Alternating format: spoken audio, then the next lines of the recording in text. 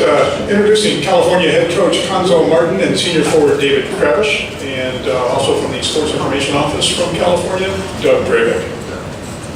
Cuonzo, please provide an opening remark. I'm very excited to be here. Tremendous opportunity. Humbled to get the Pac-12. Great league, great exposure. Things are going well for our guys, working extremely hard. A couple things we talked about with our guys: playing with passion and energy, getting out of your comfort zone, playing with a high level of confidence. At the end of the day, your results are driven by your preparation. I think that's very important. We talk to our guys. We got to consistently perform at a high level every day. Everybody take questions. Front row here on the left. Matt Snyder, Slam Magazine. Coach, speaking of David Kravish, I don't think I've ever heard Jay Billis rave about a guy like you did about Kravish at last year's Mountain Invitational. I guess coming in off the bat, what struck you about him as a player, as a leader for this program? Well, I had a chance to watch him when he was at home in Missouri. He was a young guy, played extremely hard. He was thin framed, very talented. Obviously, he's about 240 pounds now. He plays on both ends of the floor, block shots, run the floor, can score the ball. Really improved his perimeter shot for us all season. I want him to stress shooting a high post three-point shot. But a guy just battle tested, understand what it means to win. A total team player, has a passion for the game. He's probably one of the better leaders I've ever been around.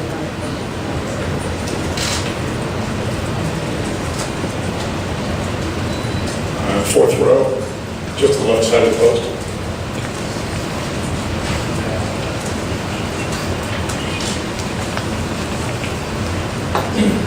David, can you tell us a little bit about the transition from Coach Montgomery to Coach Martin? I played under Coach Montgomery for 3 years, learned a lot, had a good experience, and the transition's been really Package.com. And David, we have got a fan question for you from Facebook. Yep, that again. After you beat Arizona last year, what was going through your mind when that, quote, massive humanity rushed the floor? the first time we rushed the floor, or the second time? It was, that was great. When Justin hit the shot, I was standing right there under the basket, and it was really exciting. I think there was like 0.9 seconds on the clock. So my first instinct was just run back to the basket as fast as I could, make sure they could get a shot off, and then everybody ran on the floor, and then they cleared them off, they ran on the floor again afterwards, and it was really exciting.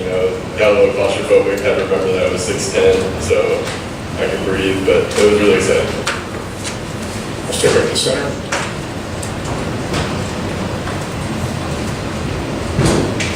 Coach Kevin Zimmer from Pac12.com. Who else other than this guy is stepping up for you guys in practice? Jabari Bird? Well, I think they all do a good job of playing hard. We practice 2 hours a day, and it's probably one of the few groups I've ever been around. The way they practice from start to finish at a high level, they get after each other, they improve their individual skills, they push each other.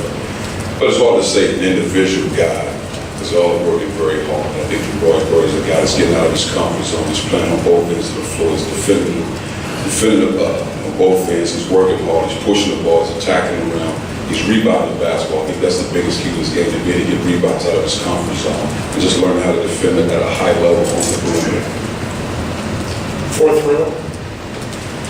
David, Jim McGill, Bear Insider.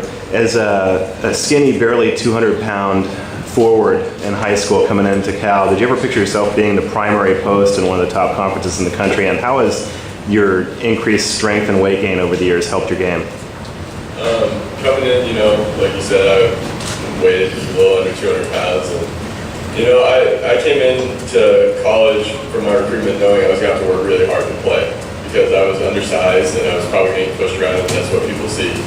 So I knew I was going to have to compete and work hard every day and practice and compete for minutes. And, I had to have confidence in myself because they had confidence in me to bring me here. So I just played hard and learned as much as I could from my teammates. And, now that confidence has carried over to my 240-pound self, and just playing hard, just keep playing hard and keep playing within myself and really enjoying my teammates and just enjoying the experience.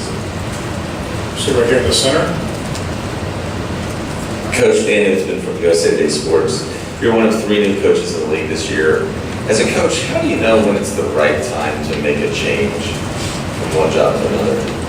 I think for me, it's always based on my family. It's the most important thing. And I think as a coach, you put yourself in the best situation to be successful, and not just be individual, having the best opportunity to be successful, not just taking any job.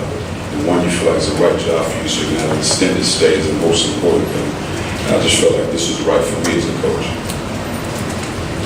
Right here, first row on the left. Coach, you have 3 sophomore wings who are among, well, I guess you can call Roger Motibit is a wing, but they're among the most talented players on the West Coast, but inconsistent as freshmen. What have you spoken to them about this offseason about taking that next step as sophomores? I think the thing we always talk about, you have to defend, rebound, and play hard. And I think what happens when you tell players that there's more of a relaxed mode, because with most young guys, they're consumed with the offensive side of the ball. So when you say defend, rebound, and play hard, and that's normally my gauge. If a guy scores 31 night, he scores 0 the next night. If he does those 3 things, he'll have an opportunity to play and be successful. So don't consume yourself on the offensive side of the ball, because your personnel will dictate what you can do offensively. But I think all 3 of those guys have done a great job working on individual skills, improving their game, raising their level of mental and physical toughness, and it shows when you get an opportunity to see those guys on the floor. Right here in the center.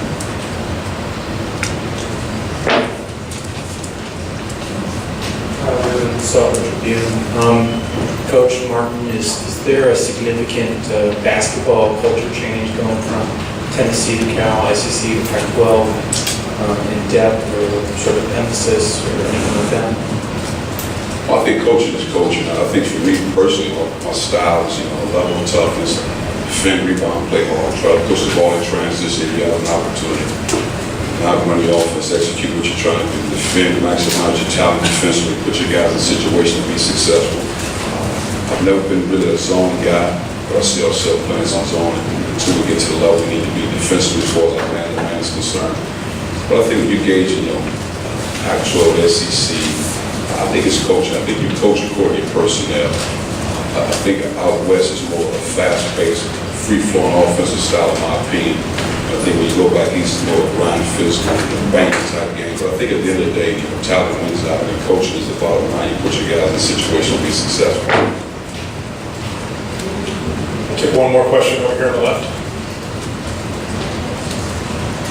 Coach, Carl Walls is a guy who really stepped up his shooting last season. What is the next step he needs to take for this team coming into his junior year? Well, actually shot, if I'm not mistaken, 121 threes, the most on the team. But when I watched film of all the games last year, I thought he had opportunities to really drive and tap the rim. And he didn't make that shot, but he's one of the best I've been around, even as a player, as far as attacking the rim and making individual plays off the bounce. So he has to utilize that skill. He's a guy that can get to the free throw line 68 times a game. So you want to utilize that, put him in position to score, to get to the rim, and not settle for three-point shots. Even though he can make that shot, don't settle for it. All right, that'll do it. Gentlemen, thank you for your time, and have an opportunity to get to coach a student athlete again.